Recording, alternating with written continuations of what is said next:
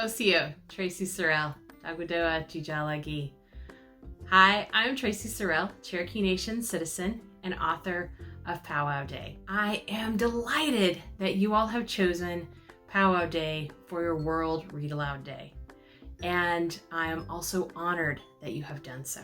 Madeline Goodnight, the illustrator, is a citizen of the Chickasaw Nation, and I know you're going to love seeing her beautiful art. If you analyze everyone's regalia in the book, you'll see that no one is dressed the same. She's really put a lot of attention and love into each and every person depicted in the book.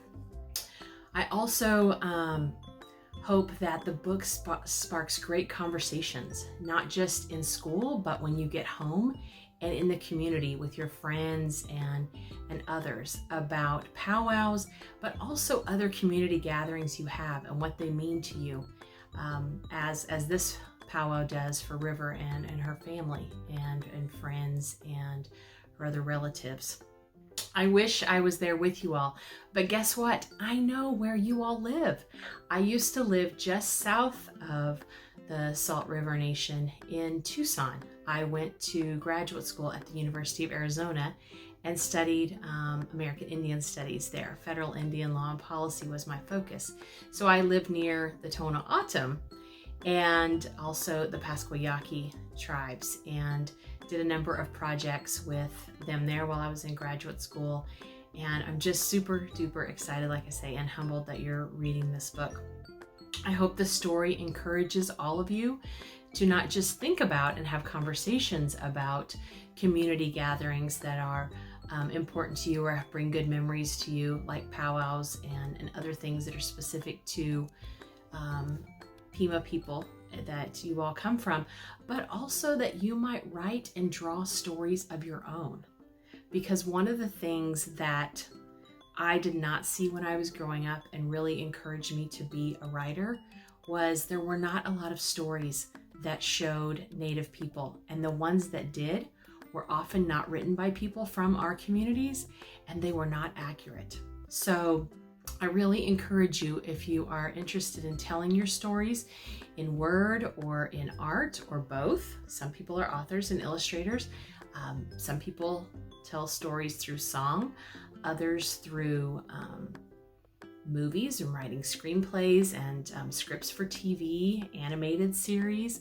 All of those things are important, whether you're doing them in English, but hopefully some of you are doing them in your language as well. And that's one of my goals as a writer, is to be able to improve my Cherokee language skills and to write stories in the Cherokee language.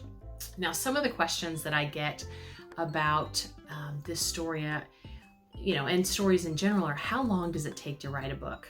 And you know what? Every single book is different. So my very first book that you see on the shelf, up on the top shelf behind me, We Are Grateful, Ojali'Haliga, which is just, Ojali'Haliga is the same sentence in Cherokee, we are grateful, that we would hear in English. It just looks like one word, but it's really 6 syllables, and that's an entire sentence. So that book was really quick, and I wrote the book.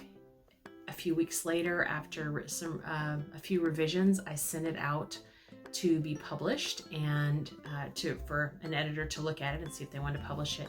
And 3 months later, I sold that book.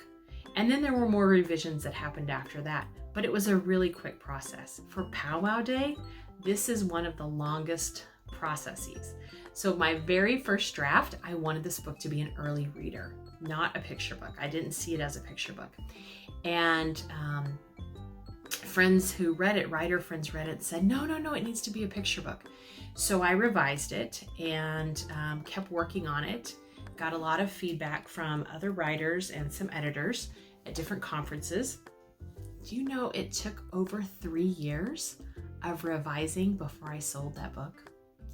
And then guess how long it took to get on the shelves? So some of you watching this video are 7.5. And if you're 7.5 and watching this video, this book is as old as you are. It took 7.5 years from the time I wrote the first draft until it was on the shelves where people could buy it, or you could have it in your school library, which was just last year. So the first draft was written in the summer of 2014, and it did not come out until February 8th of 2022. So those of you who are younger than 7.5, this book is older than you are, right? So you have to have a lot of patience in this business, and people that know me really well would say I'm not a patient person, but I've learned more patience since I have become an author, because it just does take a while. And you know what? We don't want to put something out in the world unless we're, able to do the very best that we can at that time to put something out. Because like I said, for a lot of us who are writing for young people now, we never got to have the kind of books in our classrooms or in our homes or in our community centers that you all have access to now. And so it's kind of healing for us to get to read all of these books and enjoy them and create them just as much as it is for you all to read them now. I also get asked by readers, what is River's illness? What is she recovering from? And so I don't, of course, as you know, when you read the book, mention it explicitly. But it could be a number of things, right? And certainly during the recent COVID pandemic, there were people that had experienced hair loss when they got sick with that. There's a number of other illnesses that can make us very weak and contribute to hair loss. There's a dedication in the front of the book, and the two Native young women that I dedicate the book to both had different types of childhood cancers that they recovered from, but while they were ill, they weren't able to be in the powwow circle and dance.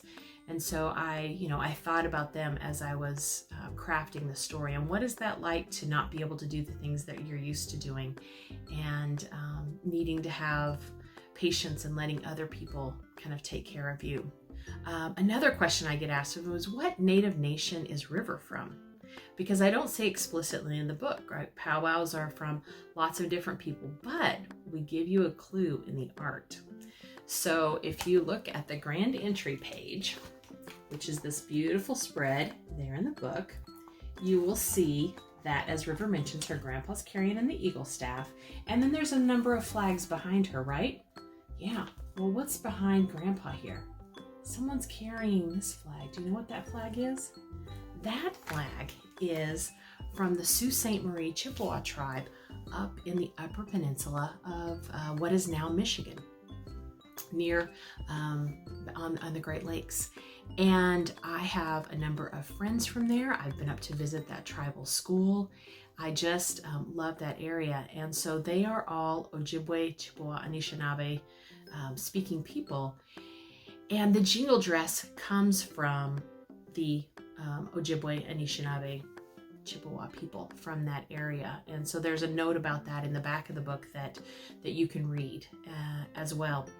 Now, if you really enjoy the story and you want to read more about River and her family, I wrote about it in a book that came out a couple of years before Powwow Day. I wrote my very first short story in a book called Ancestor Approved. And this is where all the characters meet up at a powwow in Michigan, at the University of Michigan. So there's a short story in here called Secrets and Surprises. But this story is told from the perspective of Amber, River's older sister, and it occurs later on in the future after this tribal powwow happens in Powwow Day. So if you're interested in hearing more about River and Amber and their family, the cousins and grandparents and everybody, then definitely you want to check out that book. Again, I hope you all have a fantastic World Read Aloud Day and enjoy reading Powwow Day and talking about it with each other and sharing your own experiences with powwows and other community gatherings. And I would love it if you all want to send me notes or our videos about your experiences and your thoughts about the book, because I love, love, love to hear from readers, and so does Madeline. So with that, I will say Wado. Thank you all for honoring us by choosing Powwow Day as your World Read Aloud Day. And we do not have a word for goodbye in Cherokee. We say until we see each other again. And so I will say Donada Goha'i. Until we see each other again, Have a fantastic World Read Aloud Day.